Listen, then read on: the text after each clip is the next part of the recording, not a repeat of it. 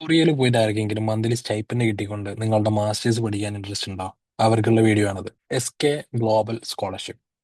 കൊറിയയിലെ ഒരു university provide ചെയ്യുന്ന സ്കോളർഷിപ്പാണത്. നിങ്ങൾക്കുള്ള മെയിൻ ബെനിഫിറ്റ് എന്തൊക്കെയാന്ന് വെച്ചാൽ round trip air fair, entrance fee, tuition fee, living expense, medical insurance, Korean language training. So എല്ലാ ഡീറ്റെയിൽസും കാര്യങ്ങളൊക്കെ അവരുടെ വെബ്സൈറ്റിൽ അവൈലബിൾ ആണ്. പിന്നെ മെയിൻ ആയിട്ടുള്ള എലിജിബിലിറ്റി ക്രൈറ്റീരിയ എന്ന് പറയുന്നത് അവർ ഇവിടെ പല കൺട്രിന്റെ പേരുകൾ ലിസ്റ്റ് ഔട്ട് ചെയ്തിട്ടുണ്ട്. അതിൽ ഏതെങ്കിലും ആയിരിക്കണം. അപ്പോൾ ഇന്ത്യ ഉണ്ട്. അപ്പോൾ ഇന്ത്യ ഉള്ളത് കൊണ്ട് ഇന്ത്യക്ക് നമുക്ക് അപ്ലൈ ചെയ്യാൻ പറ്റുന്നതാണ്.